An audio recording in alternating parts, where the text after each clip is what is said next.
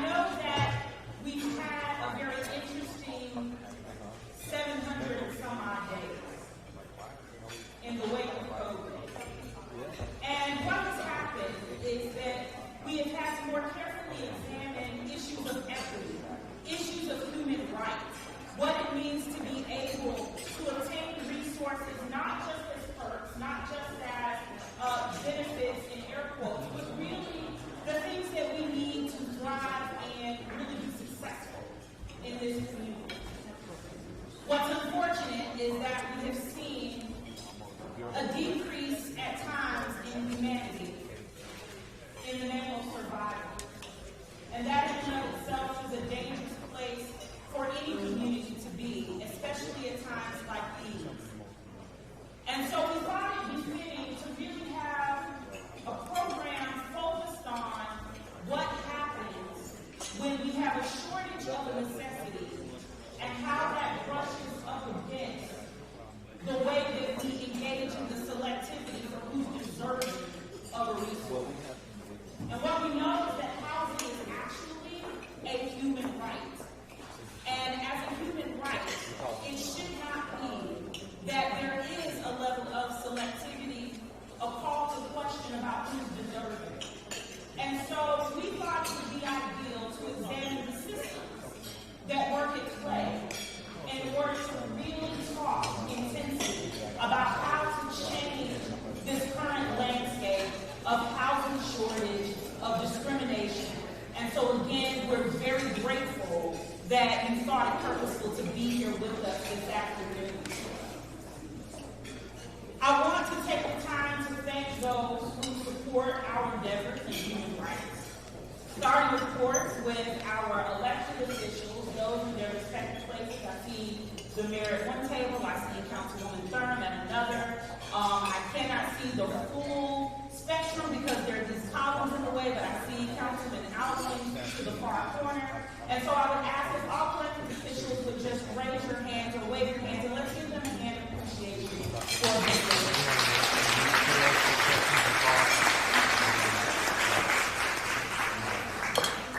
I would also like to thank the leaders that are present of our operational side of what we do, which is within the City of Greensboro organization.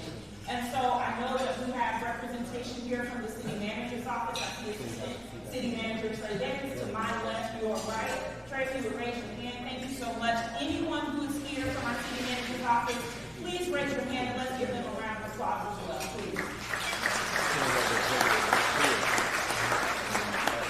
The thing that people often take for granted is that the work that happens within a municipality has to be supported. It has to be green-lighted. It has to be driven by resources, time, and energy. So I'm very thankful to our City Manager's Office as well as our City Council for the time and energy that they put into looking closely at human rights and how it impacts every resident in this city.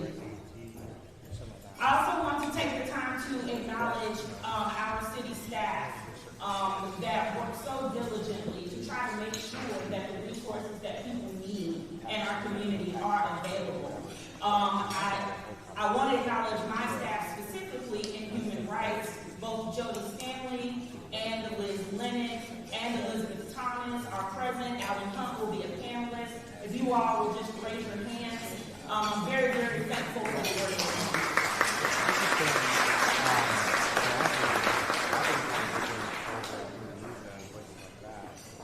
And I'm equally thankful for every person in this room because whether you know it or not, each one of you is a change agent in this process. The education that you receive at things like Luncheon, it's not just fire. It's not just what you talk about and say, oh, the cake was good. You know, it really is about taking this information back with you to the places where you lead, to the places where you influence. And so I'm very grateful to each and every one of you. So as not to belabor the point and to make sure that we stay on schedule, I certainly want to take the time to welcome two of our guests who are a part of a partnership that we have had long-standing with the Human Rights Department. Josephus Thompson, who is the head of the Poetry Project, who has always been a partner at all of our events. We're really grateful to have two poets with us today who are going to share some words and insight about what home means to them. So first, I would like to welcome Kanaka Boyd. And then after you hear from Kanaka Boyd, you will hear from Amina Abdullah Mifuni. And so if you would give them a hand while they come to the podium, that would be nice.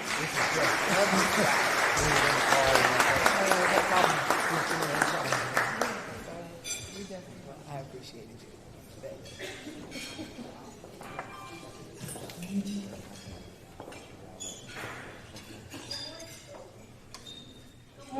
Good morning, everyone. My name is Kanaka Boyd. I am 13 years old and I attend the college prep, the Point College Preparatory and Leadership Academy. I'm going to recite a poem. Home is a place where you can feel safe, a place where you can feel comfortable. Home is a big hub full of love and possibility. Home is my comfort space, where I lay my head. It's laughter. Home is the African drums and dance. It's the loud call of the gym band and the feet moving to dancing. It feels good sometimes it doesn't. Depends on the day. It feels like my mother's soft, smooth, brown skin, my father's thick, rough hands, and the old but comfy sofa in the den. The air tastes like freshly cut green grass and grilled corn by the pool, and big, juicy seeded watermelon from a black dude on the corner. It smells like curry seed and salmon, like frankincense floating through the house. When I'm home, bright yellow walls as soon as you step in, conscious black art everywhere, and shelves full of books, thick and thin, bursting with knowledge. The loud ring and echo of the gym and the dates of the Duma, the radio blasting through the people talking about whatever they talk about on NPR, and my dad's boots coming down the hall. This is home, more than a place with walls and things. It's the heart, my heart, the memories that are my roots. Thank you.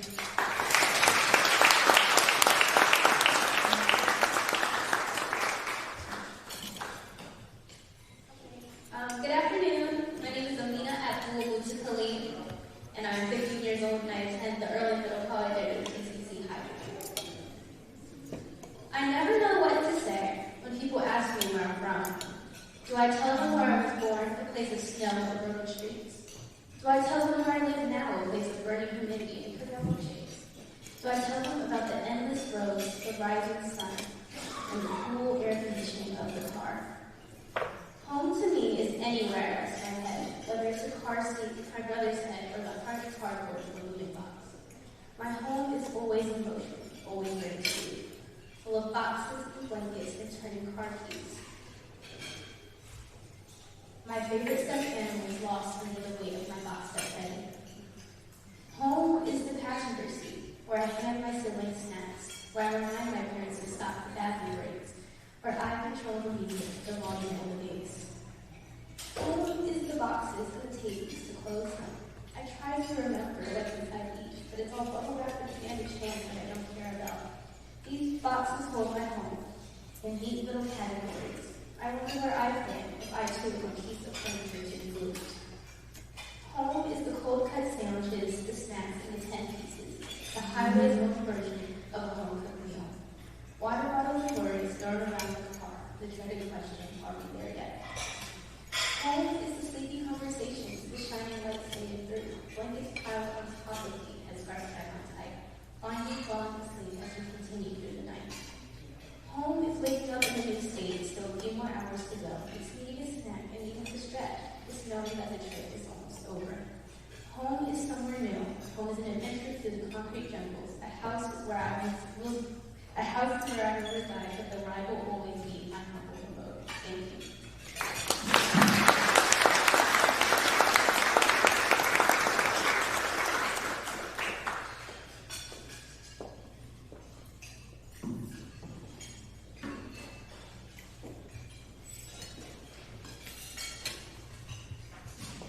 Let's give them both a round of applause.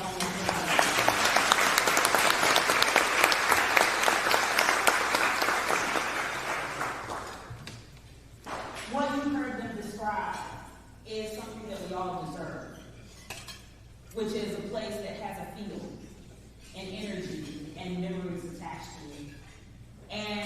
outside of four walls, it's hard to sustain that. And so our conversation today is very much so about what it takes to make sure that there's equity and inclusion in the way that people access shelter, sustainable shelter in Greensboro.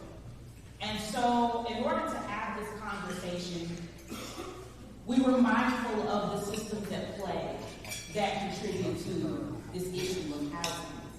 And so I want to welcome our three panelists. You all may come forth at this time, and I'll introduce you as you are making your way. We have with us today Michelle Kennedy, who is the Director of Neighborhood Development and is often charged with generating solutions with her team regarding issues of housing stock. We also have with us Alan Hunt, who is the primary complaint officer for the Human Rights Department, and his responsibility is to investigate claims of housing discrimination and to further contribute to the outreach and education to make sure that people know their rights as residents in this city. And then we have Sue Schwartz, who is the Director of Planning. And at this point, Sue's responsibility has become all the more critical, much like her colleagues at the panel, because it's often about the conversation of zoning and where can we have more safe, fair, and affordable housing. And so, if you would be so kind as to give them a hand.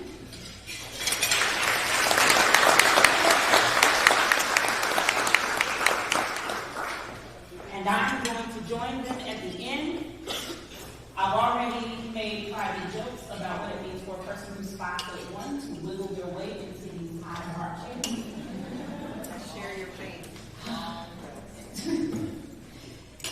But I want to start the conversation off in the vein of our theme. So, Alan, what I want to present to you is the opportunity to share this relationship between housing availability and discriminatory practices.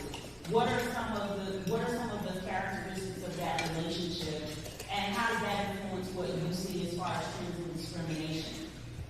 Sure. I guess am I loud enough? No. You speak louder. Speak louder? Is that better? How much louder? I can shout. I have 3 kids, so I can shout.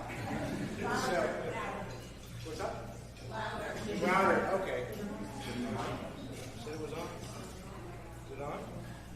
Where's the technical people? I'm not the technical person. You good? Okay, great. So affordability, in housing, is such a primary issue these days.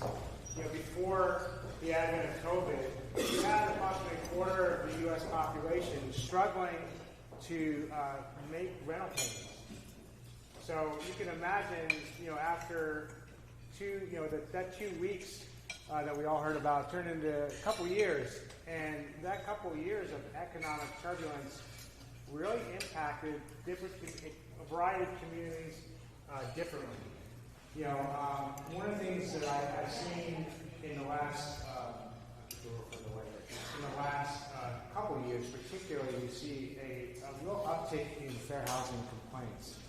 And when there's economic stress, the pressure is on both sides, from the provider to the housing seeker, to find the best home and to retain that home.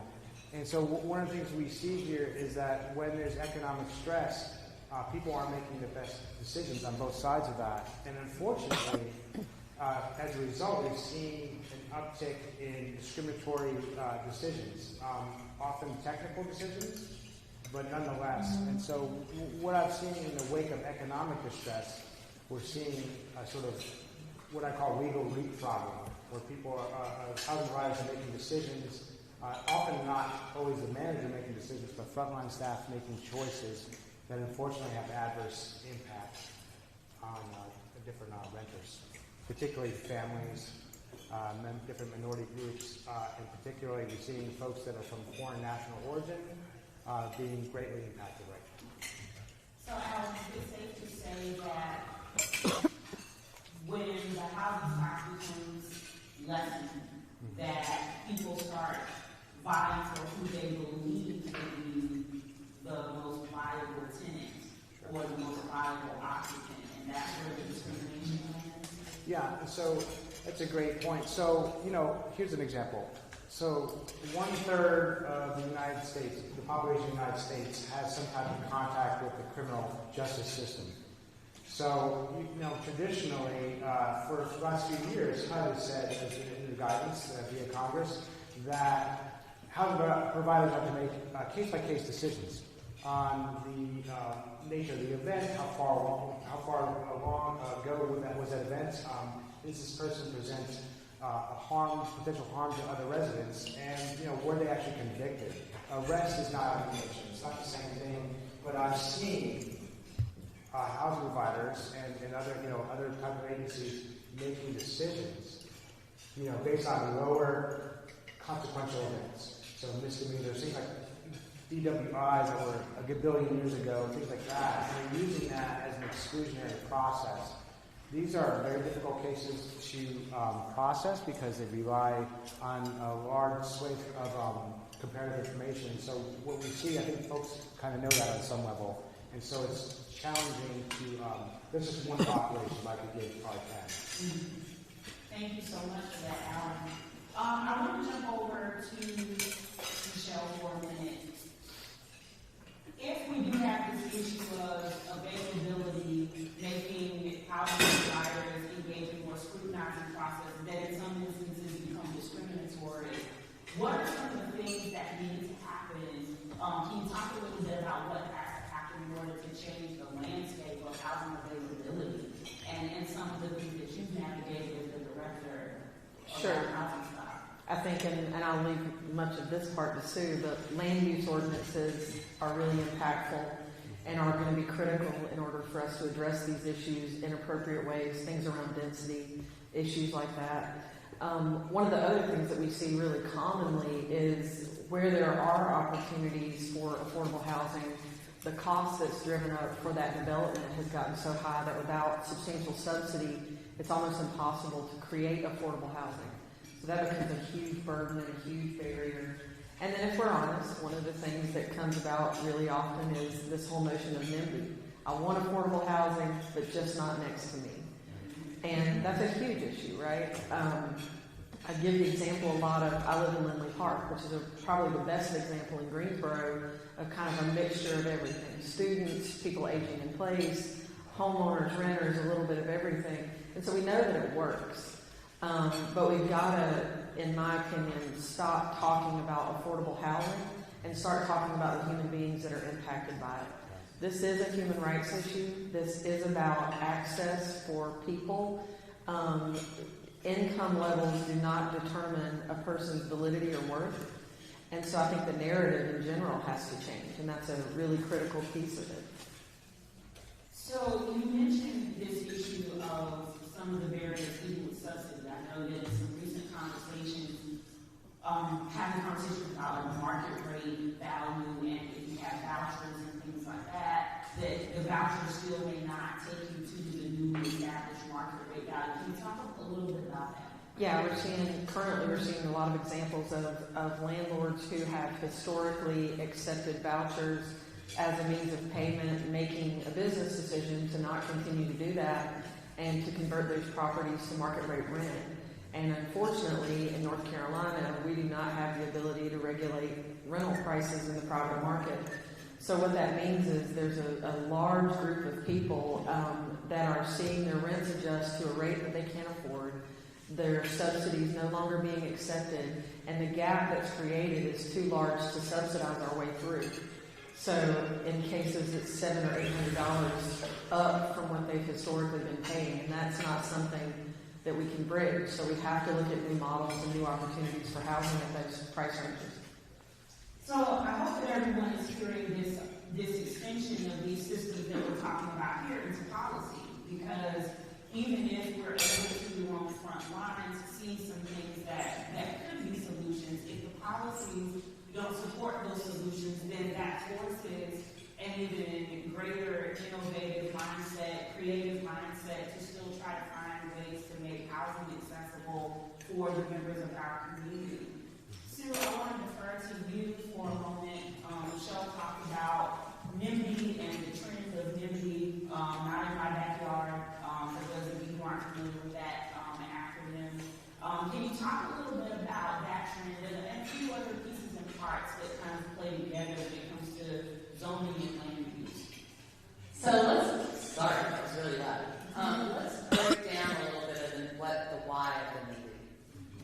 most people, if you're a homeowner, this is the biggest purchase in your life. This is it. And you want it to not just retain value, but increase in value. So you're good, right? You live in your neighborhood, you got it, and then somebody says something's going to change. And it scares the bejesus out of you, because what's going to happen to the value of my investment? And so we've really worked to kind of reframe the, oh, you just don't like whatever, to what's really going on. And what's really going on is this change that is difficult. It's not what one has done. You've created an investment. You don't know you know your neighbors, you don't know who's coming. And so we've kind of worked around to help understand what's going on in the conversation when we're talking about rezoning cases and trying to counsel the applicants on different types of rezoning. The biggest thing that I've been the planning director for a little over 10 years, and before that I worked in neighborhood revitalization. So this is not new territory for me. But the interesting thing of the NIMBYs and the different types of land uses that create different housing types, Greensboro's been really slow to adopt these new types of housing. Because, and when you talk to developers, I know what I build, I know what it costs, I know the price point, I do what I do because that's what I've done, and it makes me the money I need. Welcome to 2022. That just isn't going to work. There's a couple things that influence the way the policies that we put through our comprehensive plan and are working through to come up with options within our zoning ordinance that regulates. One is looking at different types of housing. We worked with the National Association of Realtors to do the first in the country of a city-level survey of community preferences. And the community preference was not a 1/3 acre single-family home. The majority was a walkable neighborhood with a variety of choices, having other things accessible. That was the majority. But how do we get there? That's only 10% of our land mass above what we have.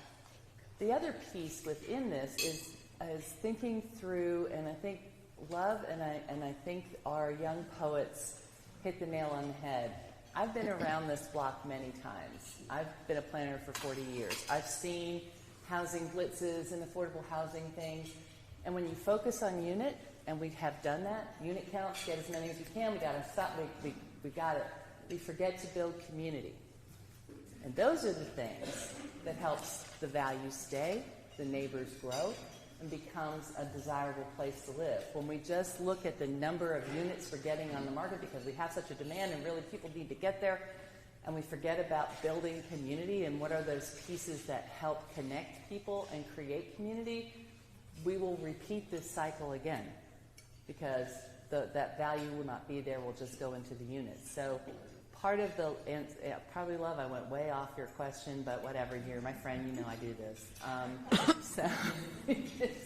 So part of it is one, having a community conversation of what are the things that concern us about these different housing types that we may have seen in other places that are cool, and maybe our children have moved someplace that they're pretty awesome. And then talk about how do we create opportunities for investment that gives people options. We want people to have choices and not be, well, we can only go there because that's what we can afford. Ultimately, equity is about providing choices across the city. So, Nobel Peace Prize, I'll be great when I figure this all out, but that's our challenge of not just the housing, but how do you create the broader picture. So Sue, let's talk a second about this notion of belonging, coupled with a follow-up question that I'm going to ask Alan about a certain kind of discrimination around disability. We know that our older populations are more inclined to quote-unquote age in place. But we also know that age in place might look a little different. And you and I have had conversations before about the permissions for accessory dwellings. Can you talk a little bit about some of the technical jargon of what it means for different places to be zoned differently, and therefore that also squelching some housing creativity? So what Love's talking about is accessory dwelling units, or ADUs, because if it's an acronym, we love it. But I want you to think about maybe your favorite sitcom or show. Somebody lived in the garage that was converted to an apartment, or above the garage, or there was some other shelter behind it. My first job, when I worked in Hickory, North Carolina, and I worked in the rural areas, the granny flats were single-wide mobile homes that were pulled into the back so that mom could live there and be taken care of. So there's a wide variety of these. So what is the issue in the zoning ordinance? I'm going to take a big page from my friends in Winston because they just fought this battle and got it adopted. The issue becomes do you have enough room? And even though we would love to say we're not dependent on cars, we are, because you don't want to be a parking pain to your neighbors. So you have to have enough room, you have to be able to do that. And it can't be bigger than 50% of the size of the main house. Then it's not accessory, it's another dwelling unit, which then that becomes a whole other set of regulations. We're working through that. I'm just going to claim a small victory, and this may sound really small, but it was really expensive for people. In Greensboro, for some reason, in 1981, we decided in our zoning ordinance that if you were going to have an accessory dwelling unit or any kind of accessory structure in the back, the power had to come from the main structure. So you didn't have an independent meter. Well, and then if you wanted that, you had to get a Board of Adjustment clearance. So we just did a little investigating because we got a bunch of these in a row. That's a lot of money. And the reason why, when I dug and then called a former retired planning director and said, what up? Because this doesn't make sense. Nobody else does this. Why do we care? That rule was put in to try to prevent the breakup of larger homes in College Hill into apartments. I would say there's other ways to do that, but using Duke Power to do your zoning work for you, I don't think is a great idea. That's in hindsight. So I'm sure somebody's going to say that about some of my decisions when I retire one day. But to even get that done, we saw a tremendous uptick of people getting permits and saying, okay, now I don't have to do that. And Duke Power actually said it was unsafe. So great, we had something in our ordinance that was unsafe. So just peeling apart these things, and I have come to believe that I think our reforms have to be step by step instead of sweeping, because then people get really nervous, like, why are you sweeping? But kind of working through the different pieces to make it easier and better for people to be able to have those options and creativity. Thank you, Sue.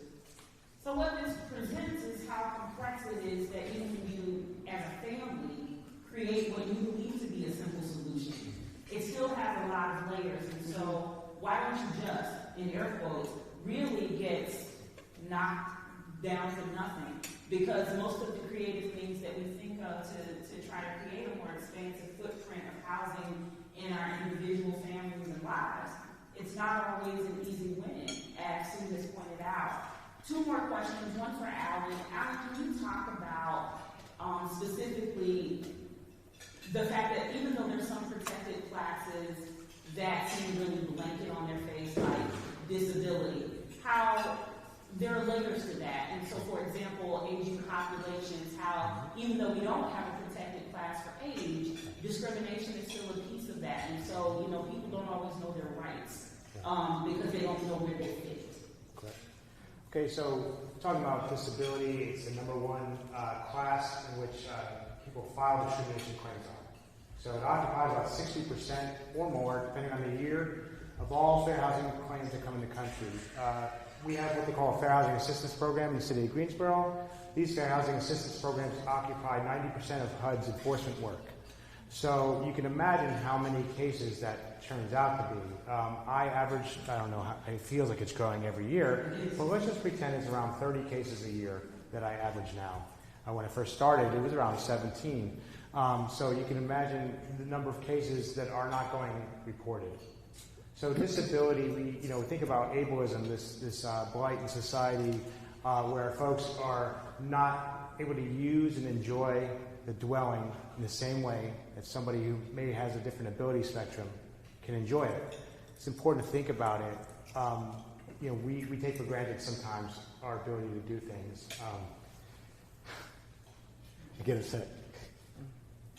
See, I have a father who's an amputee, and he, you know, I tried to help him with a discrimination claim. He didn't go for it, but I can tell you, there's so many people that just need help, and with an aging population, there's lots of folks who don't maybe know how to ask for help, and so technology can be a barrier. We are trying, working with our community partners to, you know, Michelle and Sue and different folks to try to reach folks that are pretty hard to reach. And just let them know, yeah, you might not qualify because of a certain age group, but you know, if you do have diminished mobility or things like that, or invisible disabilities, which are so common, which finally in our society is sort of recognizing, which is so critical. There's so many people who are struggling, and when sometimes, and I've been a property manager, so I know what it is to have someone say, because of this invisible thing that I cannot see, I need this exception to your rule. It's called an accommodation request. So I just want to put it out there that there are lots of conversations taking place, and they may not use a special word, disability or infirmity or whatever magic word you want to use. They might be saying that I'm feeling sick and I just need this. The housing provider has an responsibility to be the reasonable person and take that assumption as the person is making a request based on a need. They might not feel comfortable disclosing to you. If I'm bipolar or I have some other diagnoses, you know, I might not want to share that with you. But it is on the housing provider, and it's on the community to come around those folks and help them live their best life like we all want to. And so I would encourage the housing providers in this room to think about universal design, about updating your dwelling so that it's handles and not knobs, that it's low barrier flooring versus mid-pile carpets. And you know, I've done all that installation work too, so I know what it is. I understand the cost value there, but I'm just asking you to consider the human value. And so that's what I got to share. So. Thank you, Al. And thank you for sharing from a personal place, because I think that a lot of people don't know that when we work for the city, we're still residents of the community, and what we do, we still do from within. Alan, you pointed out the population, of course, you know, those who are in the category of being disabled, but also there are a lot of rules from HUD that have evolved, and so I just want to make that point before I ask Michelle the last question. There are a lot of rules from HUD that have evolved to be even more inclusive. So when you're talking about sex discrimination, now that includes gender identity. When you talk about, you know, race, that also includes disparate populations, because of the fact that we know there's a correlation between race and having had a particular background with your record, your criminal record. And so just to be more inclusive mentally about the classes that need to be protected is really, really important. And I hope that's something that you walk away from this luncheon thinking about, especially after we have our table discussions, which we're going to get to right after I ask Michelle this question. It's a twofer. I thought you were going to ask me about HUD regulations. I panicked a little bit. I can do that. I can do that part. I can do that part. But no, I want to ask a two-for. One, what are some of the things that are happening in neighborhood development that the community might not know about as far as the efforts towards having more available affordable housing? But then also, what do you need from the community? Sure. So in keeping with Housing GSO, which was adopted in 2020, that's really the roadmap that we're using. So a high focus on the development of multifamily affordable housing. Kind of to your point, Sue, that's a very critical area that we have to have some development in. We're working on things like housing stabilization when it comes to things like code enforcement, making sure that the community sees us as a partner and not an enforcement arm that's there to penalize them somehow, rather there to help them. Lead and rehab programs are available to try to stabilize the housing stock that we have. We know that the housing that's most affordable in our city is often that's in the worst condition. So those two things go together. And then you couple issues of homelessness and people who are marginally housed. It's this entire system and cycle that tends to repeat itself. So looking at the city is in the process of developing our first permanent supportive housing development for people transitioning out of chronic homelessness. So it really runs the gamut of everything that's available from a housing standpoint. My goal with this really is, and I say this a lot, if what we always did was working, we wouldn't still be in this situation. So I see this, while these are really desperate times that we live in, it's really an opportunity for innovation and a time for us to think outside the box and come up with some new models and do things we haven't done before. And it'll take all those things to change it. Now you have to repeat the second question. Just what do you need from the community? We touched on a little bit, it's contributing those innovative ideas, but it's Yeah. I mean, the other thing I would say is, and I touched a little bit before, the number one thing is if we as a community could stop thinking about housing as a bricks and mortar issue and start thinking of it as a social issue, and it's a solvable social issue. If we consider that child care workers and people who work in EMS and fire department and all of the infrastructure programs that really undergird everything we do as a community would today most likely qualify for affordable housing. I gave the example that I dropped my 2-year-old off at daycare. Every single woman that works in that daycare center would qualify for affordable housing. Do I want them to be my neighbor? Absolutely. I drop my child off with them. So we start thinking about it like that, humanizing the issue. That is one thing. Conversations with other people from all of you is really critical to that. And the other piece is to really understand that this is a slow grind. It's really easy sometimes to say, for example, we had a recent situation and a displacement issue related to a fair market rental situation. People were calling saying, well, why don't we just pay their deposit and their first month's rent to move them? There's nowhere to move them that they're going to be able to stay. So doing that is not a sustainable long-term solution. So some of these things are baby steps. It can be extremely frustrating, but the humanization of the housing issue, conversations about what it means to live in community and what equity really means are really critical for us to advance this issue. And that takes all of us in the community. Thank you so much for that, Sue. I think what you've heard from all three of the panelists, I'm sorry, Michelle. I'll take it. But I think what you've heard from all of the panelists is a passion for people to be able to have the basic necessities. But I don't want to confuse the term basic necessity with settling and good enough. Because we've already been in a place in our society where we look at people, their particular station of life, and we say, well, you should be grateful because what you have is good enough. I've walked through homes that are not good enough. Anytime that you are living in your car and that is not where you desire to live, that is not good enough. And even though we all have different plights in life, that doesn't mean that we deserve to be without the basic things that we need. If I were the product of all of my mistakes, I absolutely would not be sitting here and I wouldn't have access to the things that I have. And I remember that every day. And so I think if we embody that and operate in humility and grace towards our community members, our fellow community members, that we will start to see some of the shift in the community that we really desire. So with that being said, please give the panel a hand.